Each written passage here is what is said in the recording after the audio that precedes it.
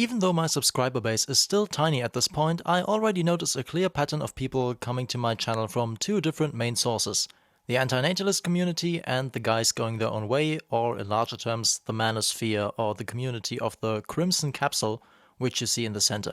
And I'm using these alternative terms instead of the official ones to be on the safe side, because for all I've been told, the algorithm doesn't like people to say certain words.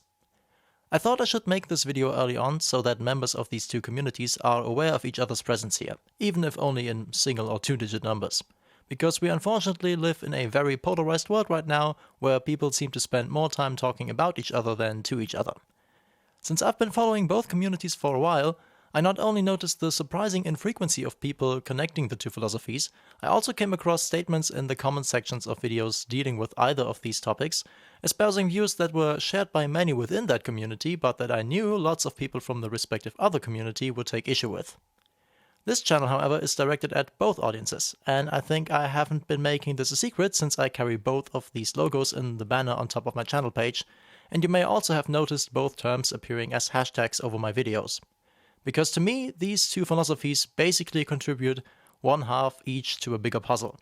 And in this video, I hope I can outline why. This is going to be quite a long one, because I have to cram two entire philosophies together into one piece, so forgive me if I have to shorten or simplify a couple of things. We can go into the details of the individual points in later separate videos, but first, an overview, a kind of advanced organizer, is probably needed. First, in order to avoid at least some portion of heated battles in the comments so that we can have a largely rational dialogue instead, here is a little overview of what our communities have in common, what might be interesting to discuss between the two, and regarding which issues we might just have to agree to disagree in the end. And in order to do this, I will resort to my L model of Life and Love, which you can see right here in the middle. If you haven't seen the video yet where I introduced this model, I suggest watching that first, and I'll link to it here. Regarding my personal opinions on these issues, I'll do a separate video on those. I originally wanted to include them in this one, but I could already tell the script was getting way too long, so I thought it would be better to keep my own convictions separate from this overview video, so that this one can remain as neutral as possible. For the sake of maintaining peace as long as possible, let's start out with what we can probably all agree on. Both antinatalists and the guys going their own way point to a behavior that is common in most people's lives and advocate against it. For the guys going their own way, this is marriage. For antinatalists, it's having children. Both philosophies arrive at their respective conclusions, among others, via a cost-benefit analysis. Guys going their own way state that men contribute more to a relationship in terms of time, money, and effort, and that the laws surrounding divorce, alimony, custody, and child support are stacked against men. They also describe how 80% of women are only sexually attracted to the top 20% of guys, because women have evolved to be the selective gender. Becoming one of those top guys is possible, but it requires a lot of physical and mental effort, while the reward in terms of sexual pleasure is short-lived and infrequent. This is commonly summed up in the catchphrase, "the juice ain't worth the squeeze." Therefore, the risks of marriage and dating outweigh the rewards.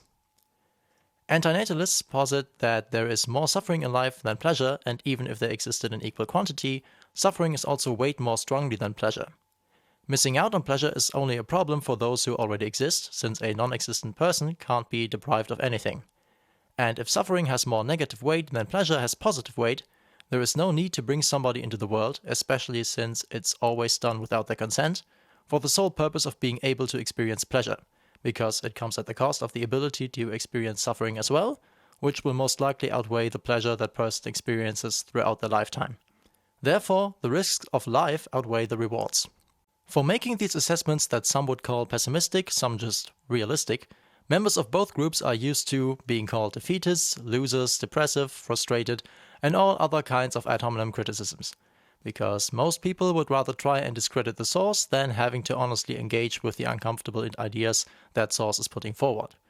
Consequently, guys going their own way frequently get accused of hating women, and antinatalists get accused of hating children. In reality, I'd say that guys going their own way simply don't care that much about women as romantic partners anymore. Hate and indifference towards something are kind of mutually exclusive, and antinatalists might actually care more about their unborn children than normies, or through the eyes of the latter, probably even too much. And this is already a slight hint at a crucial difference between the two worldviews, but we'll get to that later. To outsiders, it will often seem contradictory that adherents of both philosophies seem to spend so much time talking about something that they are claiming to be against. But that is just because both philosophies, possibly due to their lack of representation in the cultural mainstream, spark a certain drive in their followers to evangelize and convert, definitely at least inform others. Or at least to find like-minded people who can identify each other online by noticing how different individuals are coming to the same conclusions as they did, sometimes independently of each other, before they even discover that there are others who share their worldview. In order to allow for this exchange of controversial ideas, both philosophies place high value on freedom, and that includes freedom of speech. Both of these views can be considered radical in that their mere existence interferes with a lot of people's personal vision of what an ideal, in brackets, family life looks like. Thus, they are prone to being outcast and censored by people who don't like to have their own or somebody else's feelings hurt. While the desire for freedom among the guys going their own way mainly serves the purpose of nobody interfering with your personal ambitions, be that your private hobbies and passions or your professional career goals, for antinatalists, the understanding of individual freedom even goes so far as to apply to life itself. More specifically, that nobody should be forced to have life imposed on them by somebody else. And from that may in some cases also arise the demand for the freedom to live one's own life at will as painlessly as possible, which usually implies medical assistance. And finally, practitioners of both philosophies tend to be interested in evolution and science, and therefore like to pride themselves of having arrived at their respective conclusions through the triad of logic, evidence, and reason. So, if that is true, we all should be capable of having a civilized, rational debate with each other, at least in theory. For me personally, the similarity between the two philosophies is even greater, as it is not only about spreading valuable but uncomfortable insights and the way we are viewed by society as a consequence, should they be aware of us at all in the first place. In terms of my L model of life and love, with life and love essentially being the same thing, a way for genes to keep existing as long as possible, the manosphere provides the crimson capsule about women, while however remaining mostly blue-pilled about children, meaning they still romanticize the idea of having them. Antinatalism, in turn, offers the crimson pill about children, but doesn't necessarily put a lot of focus on the power women have in this regard. For all I could tell, it's more about parents in general. Blue-pilled is usually a metaphor for maintaining romantic illusions about something, not based on the often espoused triad of logic, evidence, and reason, but simply because that person wants to believe in this given thing, mainly because it makes them feel better. Which means that if both philosophies have a red and a blue-pilled side, the latter are the respective blind spots of the two worldviews. It's only when you put them together that they can complement each other and thus compensate for each other's blind spots.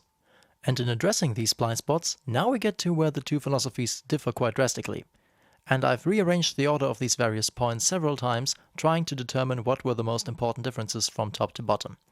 And in the most general way I can put it, Guys Going Their Own Way is a philosophy that grants its followers permission for individualism, whereas many antinatalists seem to infer from their worldview a proclivity, maybe even imperative, for altruism.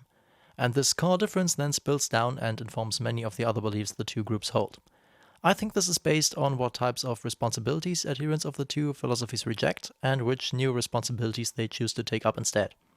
In my video introducing the L model of life and love, I contrasted the wisdom of Spider-Man's Uncle Ben, with great power comes great responsibility, with my own inverse of said wisdom, never take responsibility for something which you have no power over.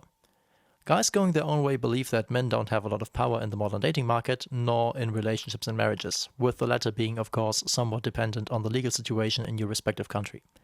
Therefore, they opt out of assuming marital responsibilities, and instead adopt the responsibility for their personal passions and goals. Those will differ drastically between individuals, of course, and can range from business achievements to pursuit of hobbies to sexual pursuits, though the latter will usually not involve long-term relationships. Pursuing these personal goals by themselves may be viewed as selfish by the outside world. I, for one, would rather describe this attitude as the realization, if I don't get this done, nobody else will. That is where the responsibility and duty to their new mission arises from. Antinatalists avoid the parental responsibility for a child and therefore are prone to getting called selfish by others too.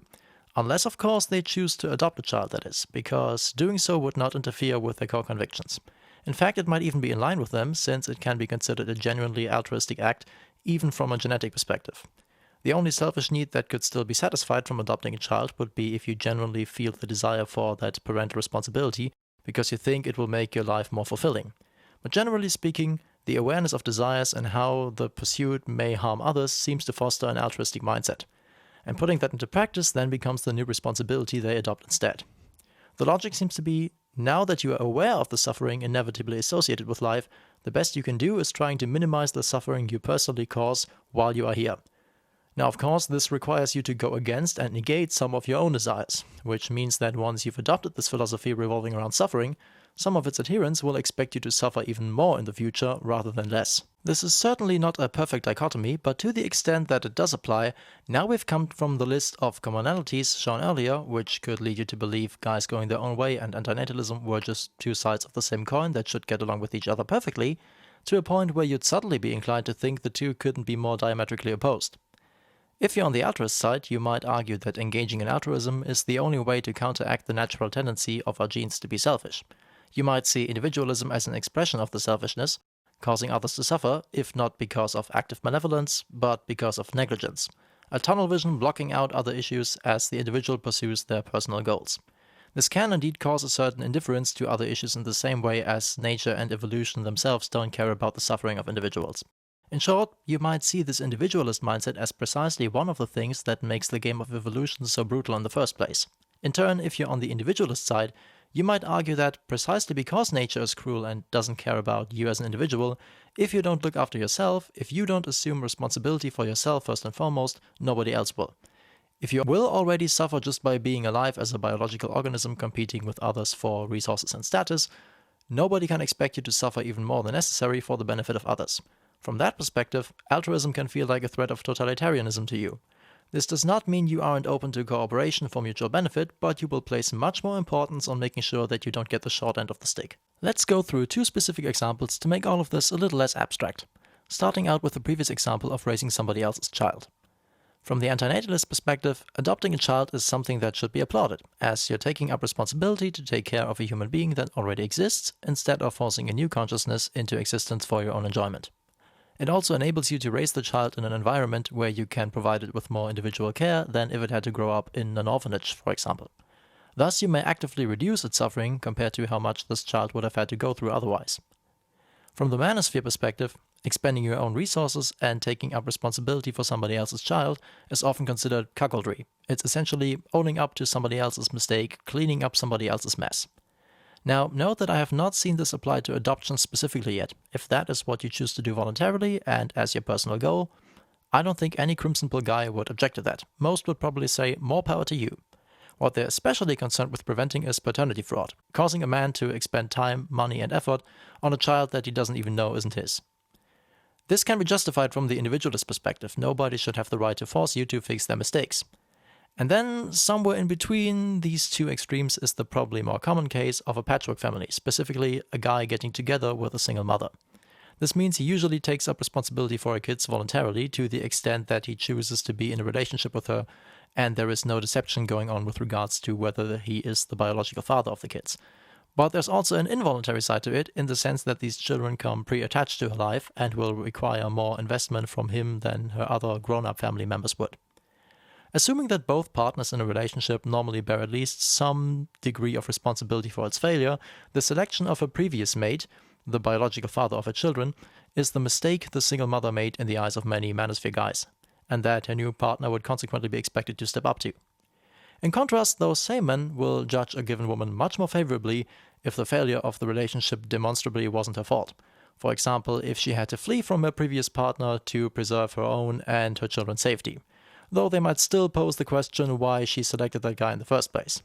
Some might call this victim blaming, others will argue that you should always ask yourself for what your own share of the responsibility is for what happens to you, even when it wasn't your fault, because your own share of the responsibility is the only thing you have control and thus power over. Alright, here's a second example. A man who is not particularly masculine, in the sense of having low testosterone levels, may be viewed as a positive from an antinatalist perspective. He will be less of a threat to others, both in terms of reduced strength and reduced aggressiveness.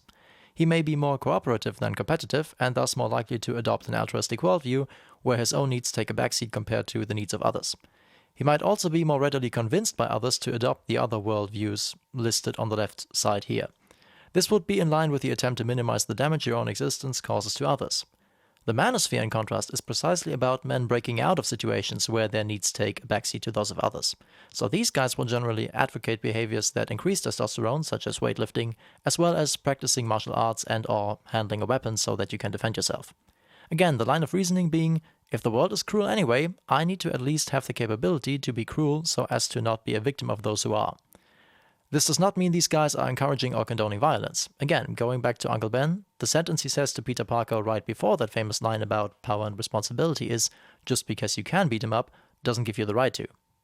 The view on masculinity, to what extent it causes suffering and to what extent it enables people to handle and prevent suffering, both for themselves and others, may be one of the main clashing points when people from these two different philosophies encounter each other.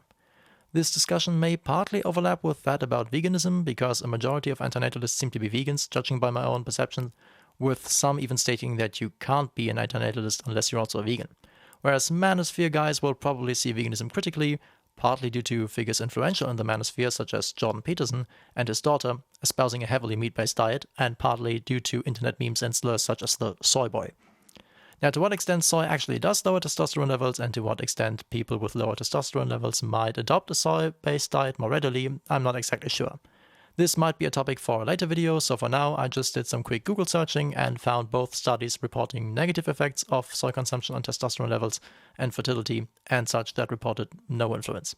So I looked for a meta-analysis specifically and found one from 2016, which states in the section on male feminization that these negative effects of soy in the two studies that reported them probably arose from an unbalanced diet, and that excessive consumption of anything can obviously just lead to adverse effects in general.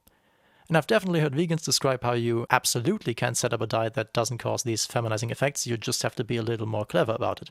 And that I would infer will take up more time and effort, as well as willpower.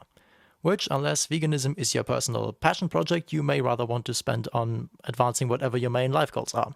And this will be especially true for people who are even willing to sacrifice their love life in the pursuit of those self-selected goals, such as guys going their own way. In short, one of the main sources of arguments might be, what type of carnal desire are you willing to suppress in the name of your convictions? Now, atheism is something I've put in the middle between the two philosophies in general.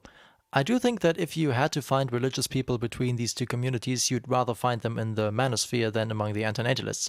I definitely know some guys going their own way, creators who have dropped a few pro-Christian statements every now and then, but overall this seems to be very much in the background, and most of them would much more prefer to talk about science, specifically evolutionary science that affects male-female relations. Now that we are aware of the connections and potential sources of conflicts between antinatalism and the manosphere, let's see whether we can identify some synergies between the two. How can one side, from a purely selfish perspective, profit off of the presence of the other side? For the antinatalists among you, despite what you may have heard from a multitude of hit pieces on the Crimson Pill community published by various news outlets, and despite the political disagreements you may have with the guys going their own way, if you judge them by their actions more so than their words, you will realize they are some of your biggest allies out there, simply because most of them either never reproduce, or already have children and don't plan to reproduce any further. The latter usually applies to divorced men, which make up a huge portion of the guys going their own way, and are usually older men giving advice to younger ones. Consequently, the young guys that hear this advice may never marry in the first place, and therefore will most likely never have kids. On top of that, many guys from the manosphere across the different sub-communities, that also includes pickup artists for example, will advise guys to get vasectomies to avoid paternity fraud and having to pay child support. Now, all of these may be completely different reasons to not have kids than those put forward by antinatalists, but at the end of the day, the effect of their actions is still the same. Some have even compared the rise in numbers of male bachelors to the so-called beautiful ones in the Mouse Utopia experiments by Calhoun, in which a group of mice was placed in a world of resource abundance, the only limiting factor being space. The beautiful ones were mice who refused to engage in fights with other male mice, as they normally would be expected to do for mate selection. Thus, they had no combat scars, and hence came the name. Instead, they spent their entire day engaging in solitary pursuits and wouldn't even resume mating behavior when brought together with another female mouse that had been raised in a more normal environment. The eventual result of this experiment was the complete extinction of the mouse population. Not by violent means or lack of resources, simply because the animals stopped reproducing. Thus, if you're an antinatalist, the appearance of guys going their own way might just read like a good omen to you. In turn, for the Crimson Pillars, antinatalists can be your allies because they are among the few people willing to acknowledge the brutality of evolution instead of mental backflipping into optimism bias. Yes, they might be more interested in talking about the brutality of, say, food acquisition than the brutality of mate selection, but their worldview is dependent on biological realities in a similar way as your own. Thus, the antinatalist arguments are also a great line of argumentation for any guy going his own way who faces pressure by family and peers to marry and have kids. Whether it's an argument you would necessarily want to have at family reunions, or maybe rather just something to use in one-on-one conversations, that is of course entirely up to you. But antinatalism is not a mere rationale for a bachelor to use if he is cornered by relatives into towing the family line. It's also consistent with his own insights into the brutality of evolution, in particular, as just mentioned, the struggles of the mating game. A guy from the manosphere is not only aware of the struggles men face in the field of romance, such as having to deal with hypergamy, shit tests, male disposability, divorce laws, as well as the dangers of being tricked into baby jail, paternity fraud, or being falsely accused of criminal acts. No, he is also aware of the struggles women face in the same field, such as the threat of declining looks, commonly called hitting the wall in Crimson Pill circles, getting excess amount of attention from men while young and barely any of it by 30 or 40, the conundrum of being attracted to different men simultaneously for the same purposes, one as a provider, one for his genes, and the perspective of possibly only being with one of the few top men they desire if they are willing to share him with other women, whether these women know of each other's existence or not. Usually, guys going their own way who are past the point of the so-called Crimson Pill rage will accept this reality of the mating game for what it is. After all, they're alive already and have no choice but to make the best of it. Whichever choice they make, they have to deal with it.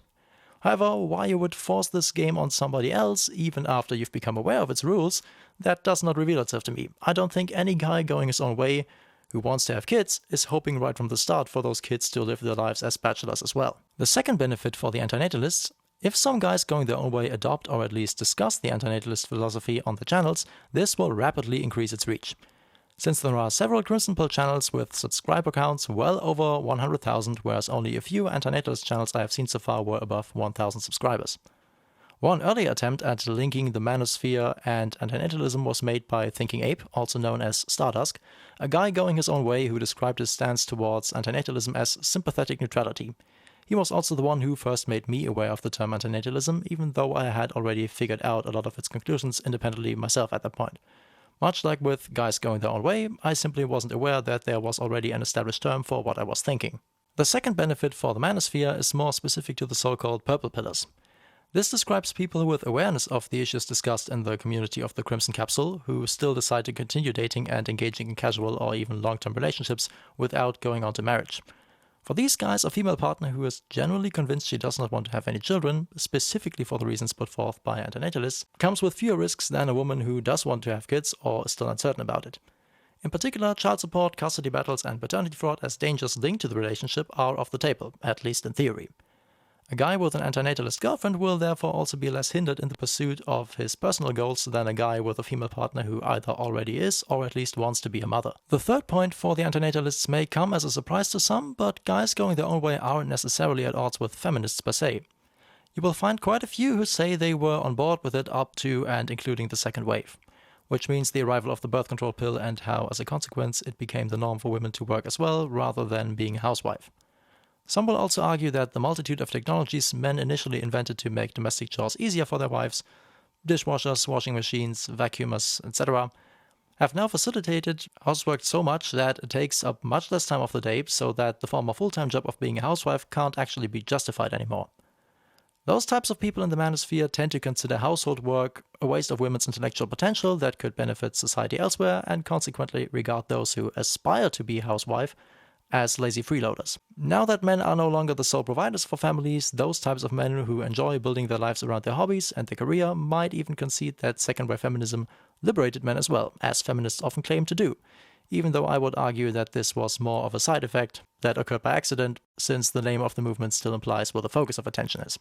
But if we apply the same standard to second-wave feminism as to the guys going their own way, meaning judging them by their actions, this benefit for men in terms of breaking up the sole provider role certainly can't be denied. Finally, for the manosphere, particularly those guys who consume a lot of content by conservatives who see the downfall of Western civilization around any corner, if you're genuinely worried about the symptoms, considering the antinatalist worldview might just turn those doomsayer scenarios into a cloud with a silver lining, harking back to the mouse utopia experiment here, which is commonly used as one such cautionary example. Those guys currently still going through their Crimson Pill rage, angry about what they've learned about the rules of the mating game, now they can rest in the comfort that they will be the last one in the bloodline who has to go through that. The suffering to end all suffering.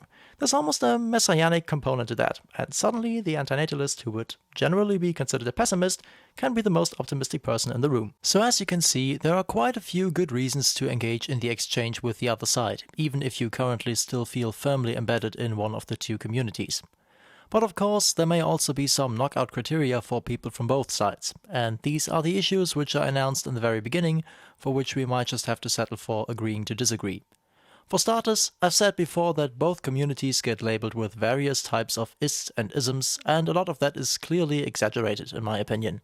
It's precisely one of the symptoms of talking about each other more so than to each other. I can only say the same thing to both communities: listen to what the others are saying firsthand and make up your own mind. The content of the respective other side is readily available here on YouTube, mostly at least. There is no reason to just believe what somebody else is saying about them. And that includes me as well, of course. However, if you do run into a genuine misogynist or a quote-unquote conservative who can be more accurately described as a time traveler from the 19th century because he thinks the world would be a better place if women lost their right to vote again, the common basis for dialogue may indeed be very slim. But don't apply the label misogynist too casually and too hastily to a differing opinion because, let's be honest, that's a term that gets thrown around a lot these days. It has been used in such inflationary ways that it has become really hard to determine when it actually applies as an accurate description. Likewise, if you're debating somebody whose main goal in life seems to be a buzzkill, taking joy in tearing down everything you hold dear, or somebody who has made a hobby out of morality policing the behavior of others, that might not feel much different than feeding the troll. The second red line for people from both sides actually refers to another commonality, which is the fear of government interference to one's own detriment, but it's a source of conflict because it arises from the worry about what might happen if the respective other side gains too much political traction. Since the vast majority of antinatalists seem to be in favor of abortion, they might just see the voices in the manosphere who are critical of abortion as straight-up political opponents who are a constant threat aspiring to take one of their most valued rights away. In turn, Crimson Pillars might fear that, if antinatalist talking points enter political discourse, this could become a rabbit hole, leading into a future where the government either mandates how many children everyone can have, China being a real-world example of this, or to government intervention into who is allowed to procreate, which would mean eugenics as it was practiced in the Third Reich. But the latter would definitely be a misrepresentation of antinatalism, since their general stance is that nobody should procreate, regardless of who they are. So it could actually be more accurately described as agenics, with an A like an atheism. That means no genes should survive at all. That said, since we live in a less than ideal world, and both of these philosophies are indeed expressions of that, there is of course always the question whether some things are less bad than others. Are some environments better to live in than others, given the condition that you are already alive and are forced by your survival instincts to continue living anyway? And while the Crimson Capsule community at large does not derive any arguments for eugenics from this either, they do infer a supremacy of quote-unquote Western values from this question, with Western being more of a synonym for first world or developed countries, since it also includes some nations like Japan, South Korea, Australia and New Zealand, which are about as far east as you can go. If you judge the world in terms of pleasure and suffering, and you then take a look at the happiness statistics for the last year, you will see that the top 10 countries are all European countries, except for New Zealand, which is still a country of the first world. Even if you extend it to the top 20, there is still only one developing country, which is Costa Rica. I don't think the revelation that a country's happiness seems to correlate with its wealth and the state of human rights in that country comes as a surprise to a lot of people. However, some of the political left in particular easily mistake these claims of cultural, not genetic supremacy for racism. And likewise, the stereotype of a lefty on the right is usually, among others, somebody who is envious of rich people while being too lazy or afraid to put in the work to get there themselves. Therefore, since the manosphere tends to be more right-leaning, they might in turn mistake the antinatalist perspective of A, not having children yourself, that is, avoiding parental responsibility, and B, of being critical of their own parents as well for having brought them into this world, as an excuse to blame others for your own problems and give up self-improvement. When in reality, engaging in self-improvement or personal passion projects, such as artistic ones, are completely in line with antinatalism as a more long-term way of reducing suffering. Again, I personally think you have to jump to conclusions very quickly to assume the person you're debating were either just another racist right-winger or just another lazy left-winger, but what do I know, it's the internet and people like to jump down each other's throats in their keyboard warrior armor of anonymity. At the same time as we need to listen to people with opposing views to be able to make the surprise finding of common ground, we also need to be wary about people we might already consider our allies so far. And allies in this context can really just mean the people whose content the algorithm suggests to you based on your own viewing habits. The ideas of those people are going to become integrated into your respective bubble, whether you want it or not, whereas the ideas of others are kept out of it. First of all, while a lot of normies like to deny biological realities for the mere personal reason that they make them feel uncomfortable, both of the philosophies featured here have connections to different types of other movements that seem to have developed a special talent for biological denial. It's almost as if the political fringes were in an arms race, how long they can go before drifting into some form of science denial, which then allows the opposing side to pick up the torch of reason and rationality in the public eye, until the pseudoscientists on their own side gain enough momentum for that side of the aisle to lose its credibility again. On the right, where more of the content that also appears to guys going their own way can be situated, recent political trends have given a new rise to religious figures. This includes creationists, or as they now like to call themselves, supporters of the intelligent design theory, people using false assumptions about the development of a fetus to justify their claims against abortions, as well as relatively harmless religious people who, for their own mental comfort, want to believe in a God-given purpose to life that justifies its suffering. A belief that is going to at least partly cloud their rational judgment, and even if it's only with hope. On the left, meanwhile, feminism is a movement that, judging by my subjective screening of the comments on the antinatalist videos, a lot of people in that community seem to support. Yet, especially the modern iterations of feminism have been displaying a surprising lack of biological awareness as well. Some going so far as to deny any brain differences between men and women, asserting the mind to be a blank slate, as radical behaviorists assumed it over a century ago, and consequently attributing most, if not all, issues between the genders to social constructs. Now, I will be the first to concede that in the manosphere, people tend to sway the opposite direction towards biological determinism instead of social constructivism. That is, they would rather place too much importance on human biology than too little. But at least they don't deny the influence social factors have on behavior. On the contrary, they spend a good deal of their time talking about cultural shifts, mainly from the 1950s until now. Likewise, to the extent that guys going their own way overlap with men's rights activists, I don't think conservatives are a particularly wise group to ally with in terms of achieving your cultural goals. Not just because of their affection for the military, which, as much as a professional army is needed for a country's defense, is the embodiment of male disposability, but even the role of a man as the sole provider and workhorse of the family is something guys going their own way often refer to as the plantation. So there already seems to be only a loose connection to conservatives right now, but as I said, some of them might be conservatives in denial, because they think that a return to a stronger focus on religion in people's lives, to men being the sole providers for families, or even to a time before women had the right to vote, would somehow change things for the better. Finally, there's also the conservative mantra of supposedly having to outbreed those whose values they consider inferior to their own. I've touched on this before. And I see a similar thing with vegans, explicitly only referring to the natalist ones here, who spend a lot of their energy on illustrating the multitude of ways in which animals can suffer, yet somehow fail to consider the myriad ways in which their own children can suffer. And again, they use the same flawed logic of the world would be a better place if humans weren't eating animals, therefore, in order to make sure a greater share of the world is vegan, vegans should have more children. Keep in mind, this last slide was just a description of other movements associated to antinatalism and guys going their own way. I'm not claiming that people holding these views were part of either of the two movements. However, it may be common for people to pass through one or several of these other movements first, before adopting antinatalism or the bachelor philosophy. At the end of the day, everyone in either of these two communities has made the decision to opt out of the game of evolution in one way or another. Our reasons for this may differ, the point in time at which we interfere with evolution may differ, that is, already between men and women practicing abstinence, or between mother and child using birth control measures. We will also differ in the extent how far we are willing to go for our convictions. Are you fine with just applying the core tenet of the belief to your very own personal life, that is, simply not getting married and or simply not having a kid? Or do you feel the need to go further and also attempt to defund the system that enables the things you are advocating against?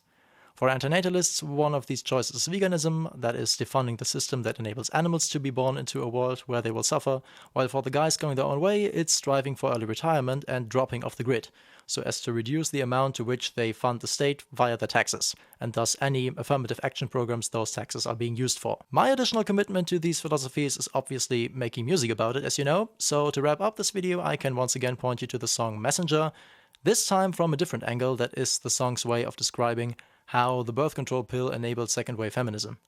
Hint, that part only really starts in the bridge of the song, that is, after the second chorus.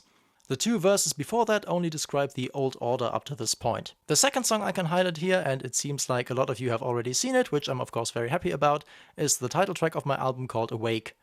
While it definitely has more weight on the going your own way side, and you can definitely hear that I was in my Crimson Pill rage when I wrote it, note how none of the lines of the lyrics contain any anger about women or children per se, but about evolution itself.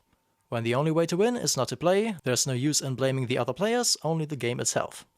After all, it's a game that none of us ever signed up for. And that might also be an interesting thing about this song, because I wasn't actually identifying as an antinatalist yet when I wrote and recorded this. But you can definitely already notice the beginnings of me coming to that conclusion over the course of the song. So it's kind of a snapshot of this transition phase, and I hope this way it can do its own part in illustrating how one of these two philosophies for me naturally follows from the other. If you've made it all the way up to this point of this extensive video, I thank you very much for listening for so long. As always, feel free to disprove my claims in the comments down below, and see you all next time.